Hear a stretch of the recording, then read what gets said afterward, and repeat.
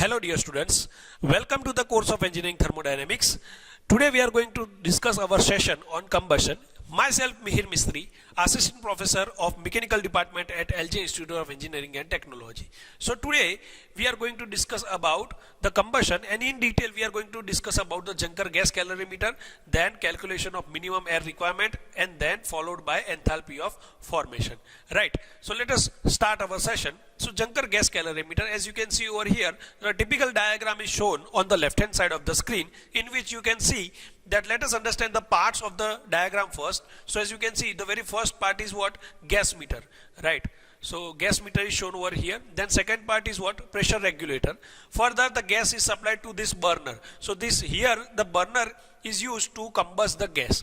Remember one thing, students, Juncker gas calorimeter is used to measure the calorific value of gaseous fluids. Okay, so that should be clear to you. If the fluid is solid and or liquid, then you shall go for the bomb calorimeter. Okay, so further you can see that these are the tubes, right? And these tubes are filled with the water, right? And here also the water is situated, right? And water is inserted with some thermometer arrangement, right? And you can observe that this water is supplied by this line, right? So here you can see the cold water reservoir is placed over here, and from that reservoir you can supply the water through the Juncker gas calorimeter. Okay, one more thing, that the combustion products will pass through this section, and it will pass through this section, and further it will move to the atmosphere. And you can also observe that the outlet temperature of the combustion products you can measure via thermometer.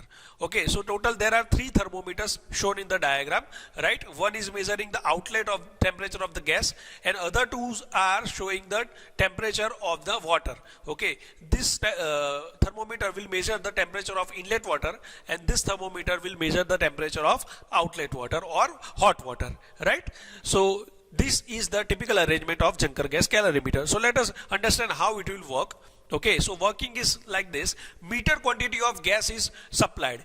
Okay, what is the meaning of meter quantity of gas? Meter quantity of gas means that you know the volume of the gas you are supplying. Okay, so you are very well aware about the volume of the gas you are supplying. That is why gas meter is used. And you also know the pressure of the gas you have supplied, because pressure regulator is also supplied. Okay, so that means the meter quantity of gas is supplied, that you are very well aware. Okay, how much gas you are supplying. Then next is what? Combustion product passes upwards. Okay, obviously the gas will pass through this burner, the burner will lead up. Okay, that is why combustion will take place, and these combustion products will try to move in upward direction because of the density difference, right? And because of the passage provided, right? So as it will move towards the upper side, it will heat up the water which is provided in these tubes, right? So temperature of combustion products is measured, right? So that is what this outlet, see here, you can see the combustion product will pass from this point, and it will pass through this section, that is towards the atmosphere. Okay, and here on the left hand side it will pass through this point, and it will, from this point it will pass through the outlet. Okay, so outlet temperature of the combustion product is measured. Okay, further temperature of water inlet and outlet is also measured. So that is nothing but this temperature, that is inlet water temperature, cold water temperature is measured, and outlet water temperature, that is hot water temperature, is also measured, right? So this is the typical procedure for Juncker gas calorimeter, and it is easy to understand, right? Very minor things you have to measure and mention. Okay, now let us identify how to find out the calorific value. So for finding out the calorific value, the calculation is what? Whatever amount of heat is released by the burning of the gas, that same amount of heat is absorbed by the water, right? So you are balancing the heat. That is, on the left hand side you have what? Heat given by the fluid, that is equal to what? Heat absorbed by the cooling water, right? So now heat absorbed by the fluid is nothing but calorific value into known quantity of volume of the gas at standard temperature and pressure, STP. That is equal to what? Heat absorbed by the cooling water. We know that the heat absorbed by cooling water, Q is equal to nothing but mc delta T. So m, that is mass of water, that is known to us. Cw, that is specific heat of water, that is known to us. And delta T is nothing but the temperature difference between hot water and cold water. So that delta T you can calculate from the reading, right? So you know the value of V. So if you substitute the value of all the given data, then you can find out the value of calorific value. at Junker gas calorimeter at given temperature and pressure. Okay. So this is the typical method to find out the calorific value of gaseous fluids in Junker gas calorimeter. Clear? Now let's move further. We will move to our next topic, that is minimum air requirement. So in minimum air requirement, before starting the session, I will revise you again that in air, oxygen and nitrogen is present, and by mass 23.2% mass is occupied by oxygen and 76.8% of mass of air is occupied by nitrogen. And for volume, if you look it by the perspective of volume, then 21% of volume is occupied by oxygen and 79% is occupied by nitrogen. Okay, so this is the exact value, 23.2 and 76.8 percentage. Okay, now let us identify, explain minimum air requirement for complete combustion of hydrogen by mass. It may be asked like this, question might be asked like this in examination, that how much amount of minimum air is required for complete combustion of hydrogen. Okay, and you have to explain it by mass method. There are two methods, by volume and by mass. So first we are taking by mass. Okay, so by mass, let us take solve this problem. So as you can see, you must be aware that hydrogen complete combustion. So what will be the equation that you have to write down? They will not provide you the equation. Okay, so you have to remember the equation for certain gases. For example, hydrogen, then methane. Methane is what? CH4, right? Same way, carbon, that is C plus O2, CO2, right? So basic equation you have to remember. Hydrogen, that is H2 plus O2, H2O. Methane, CH4 plus O2. So CO2 plus H2O, right? And also you have to remember the balance of the chemical equation. Okay, so here you can see that chemically balanced equation is written like this: twice H2 plus O2 is equal to twice H2O, right? In here we can appreciate that relative atomic mass of hydrogen is what? 1, right? Atomic mass of hydrogen is what? 1. That you remember from your physics, right? Then relative mass of hydrogen, here hydrogen is present. How many molecules of hydrogen are present? That is 4, right? So total 4 hydrogen is present. So for 1 hydrogen you have the atomic mass as 1. So for 4 hydrogen your total atomic mass will be 4 into 1, that is nothing but 4, right? Clear to you guys, right? Next is oxygen. So for oxygen the atomic mass is how much? Remember, 16, right? So atomic number is 8 but atomic mass is 16, right? Because atomic mass is nothing but summation of number of protons and neutrons present in the center, right? So that is 16. Okay, now further here O2 is present, so that is why 2 into oxygen, so 2 into 16, that will be give you 32. So that is the mass of oxygen present, that is O2, right? 32. Then mass of H2O, so you know that H2O, so H2 means what? 2 hydrogen and 1 oxygen, right? So 2 hydrogen, that mass of 2 hydrogen will be what? 2 into 1, that is 2, and oxygen mass is equal to what? 16. So 2 plus 16 is equal to what? 18, and you have 2 H2O, so 18 into 2, so you will have 36. So I have written that over here, 2 into 2 plus 16, that is 2 into 18, that is equal to 36, right? It is very easy to understand, basic school level science, right?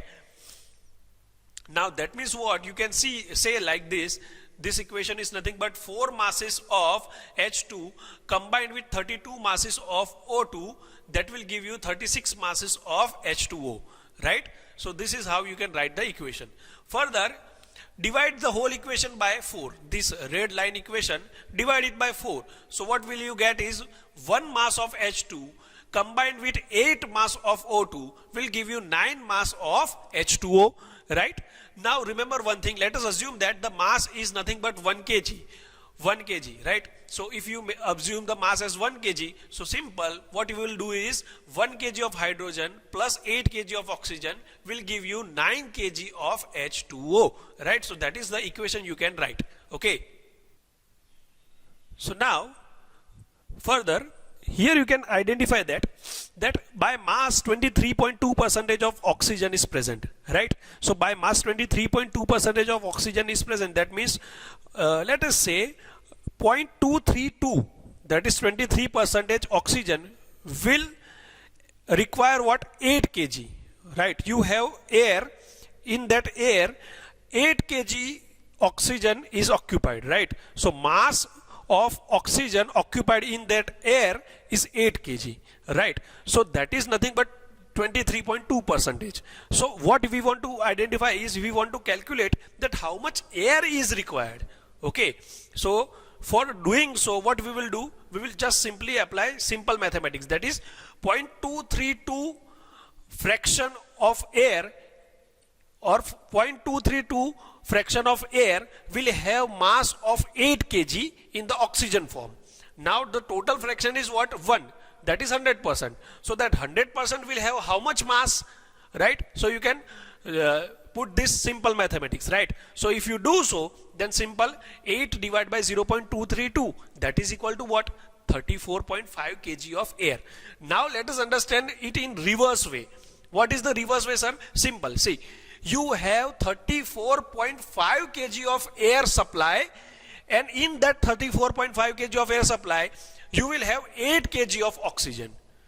Now understood, right? Because oxygen is occupying how much percentage in the mass? 23.2 percentage. So that means what? You are supplying 34 kg of air, but actually you are supplying only 8 kg of oxygen. I hope you are understanding the point. So remaining difference is what? So remaining difference is nothing but simple nitrogen. See over here, 34.5 minus 8, that will give you 26.5 kilogram of nitrogen will be there.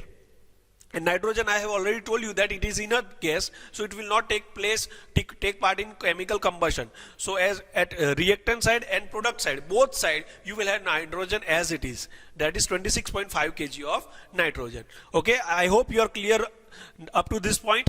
Now what finally we can write is, so finally we can write that 1 kilo of hydrogen, for complete combustion of 1 kilo of hydrogen, you will minimum require 34.5 kg of air. Then and then you will have complete combustion. That will give you what? That will give you 9 kg of H2O plus 26.5 kg of nitrogen. Remember students, here I have written in form of kg of air instead of kg of O2, that is oxygen. Okay, so that is how you can or you should write the final equation in form of air.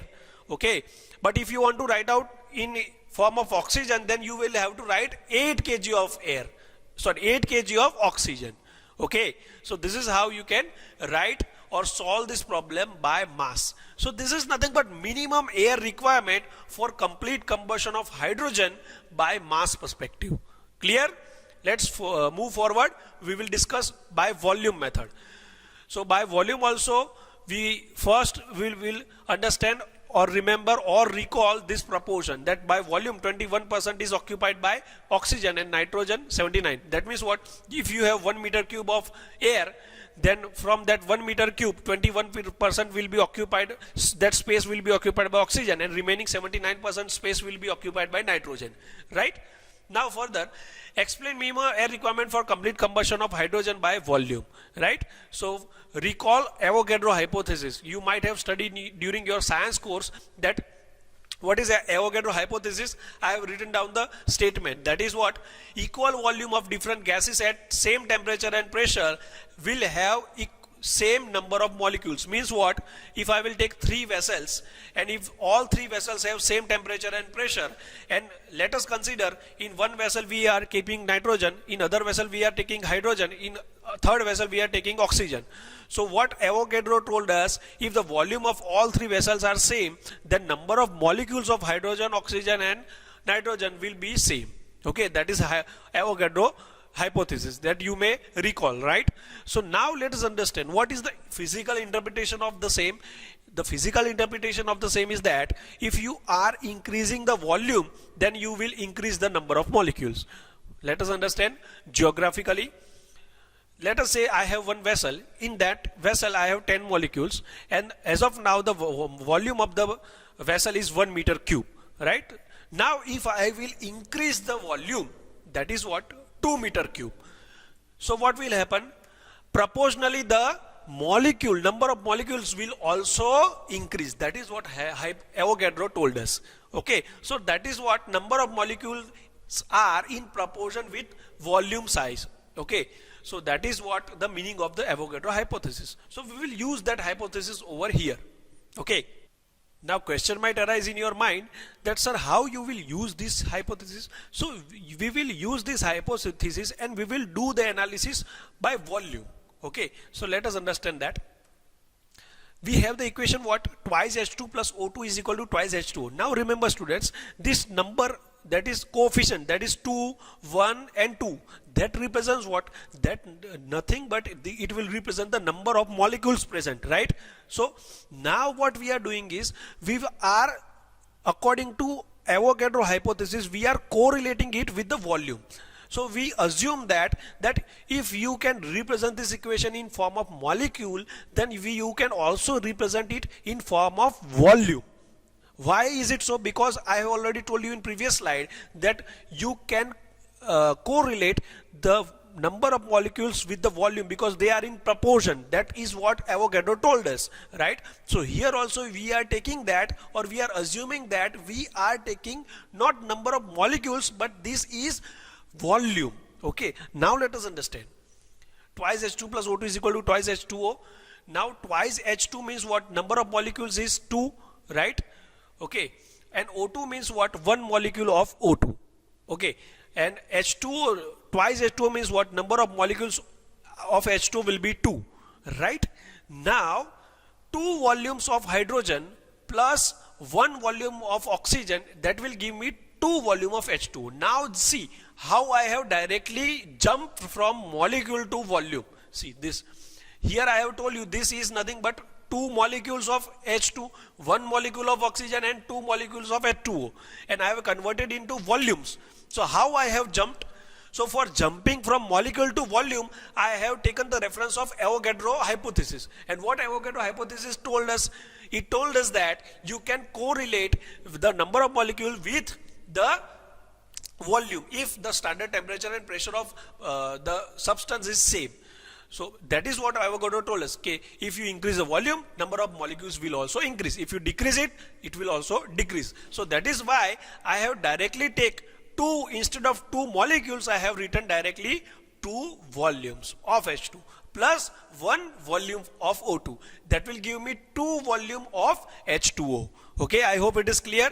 Now dividing the whole equation by 2, so what we will do is 1 volume of H2 plus 0.5 volume of O2, that will give me 1 volume of H2. Remember students, in mass method we are dividing by certain number, and in volume method we are dividing by certain number. Now question might arise in your mind, sir, how will you identify by which number you should divide? So simple, you have to make this coefficient as 1. Okay, either in mass method or volume method, you have to take the first term coefficient as 1. Okay, so in order to make the coefficient 1, what you will have to do? You have to divide the coefficient by the same coefficient, right?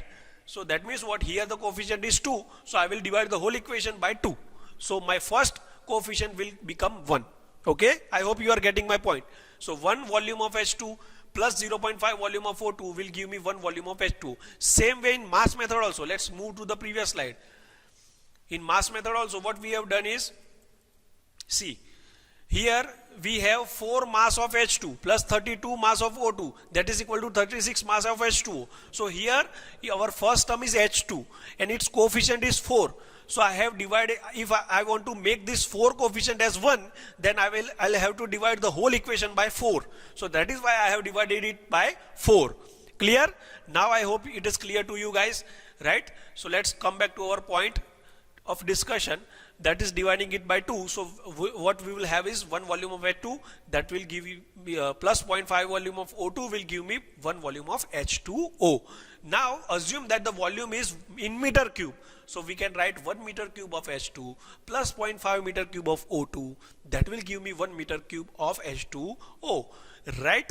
So this is our final equation. Now here we have oxygen, and what we want to find out is minimum air required. So we have to convert this oxygen in form of air. So for conversion we will use this correlation, that is 21%. right? So we know that in air 21% space is occupied by oxygen. So we can write simple basic mathematics, that is what, if 21%, that is 0.21 fraction of air is occupied by 0.5 meter cube space, then one fraction, that is nothing but 100%, is occupied by how much? Okay, so that is how you can find. So volume of air is equal to 2.38 meter cube. Now in order to understand this, go in reverse way. What is the reverse way? If you have 2.38 meter cube of air, then it is by convention that 21% of this 2.38 meter cube of air will be occupied by oxygen. So you just do what? You just multiply this 0.21 with 2.38. So your answer will be what? 0.5. Right? So that is how you can understand.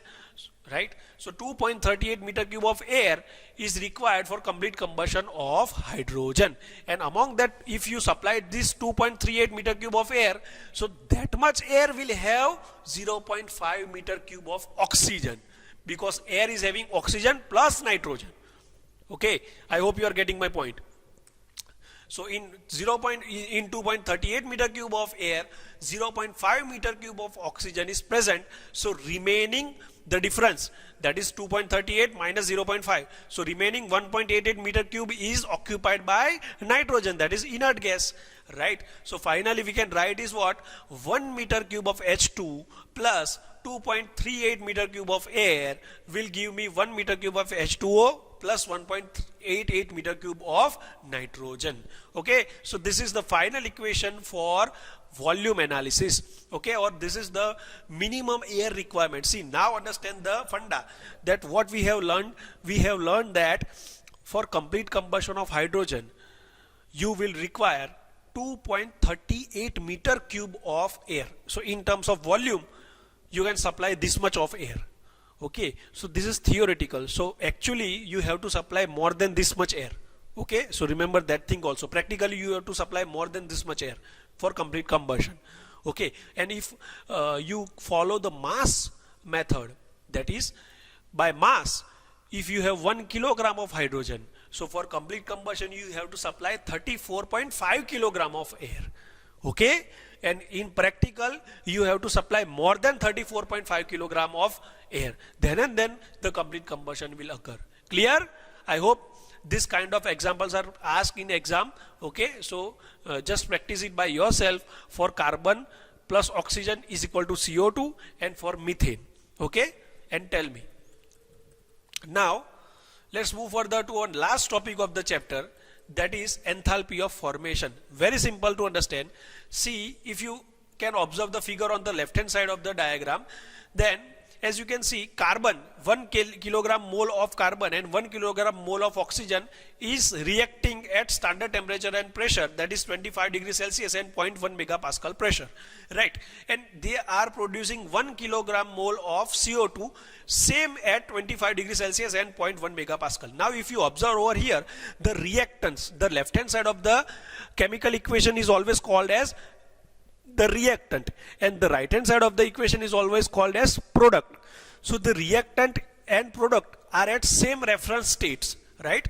So now while doing this chemical process, they will release 393.522 megajoule of energy, or 393,522 kilojoule of energy.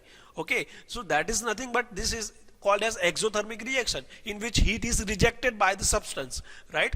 So now what is the enthalpy of formation? Enthalpy of formation, in order to understand, let us apply the first law over here. So before doing so, we will write the equation of carbon plus oxygen is equal to CO2. So that is nothing but C plus O2 is equal to CO2.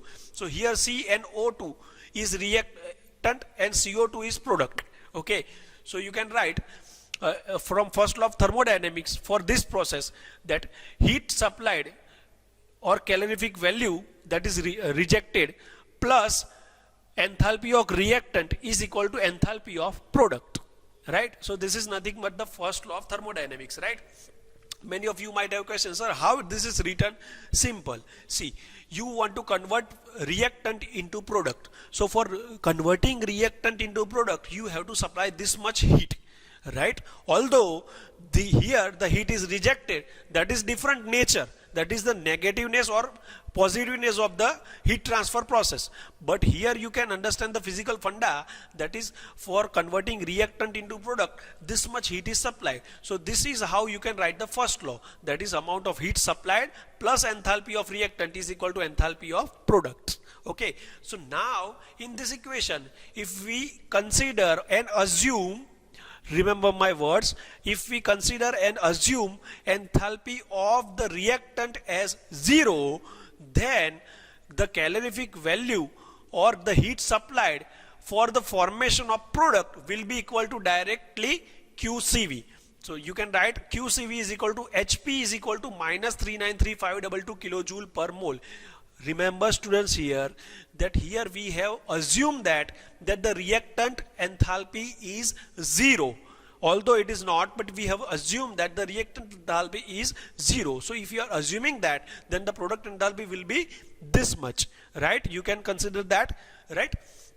So now this enthalpy is known as enthalpy of formation. See, formation means what? Simple. By any chemical composition or any chemical reaction, certain substance is formed. To form means to create, right? So in order to form CO2, this much enthalpy is required. Simple. Okay, that is the simple understanding. Clear? Okay, in order to form CO2, that is 1 kilomole CO2 at 25 degrees Celsius and 0.1 megapascal, this much amount of heat shall be rejected by combining C and O2 together. Okay, this is the meaning of enthalpy of formation. Clear?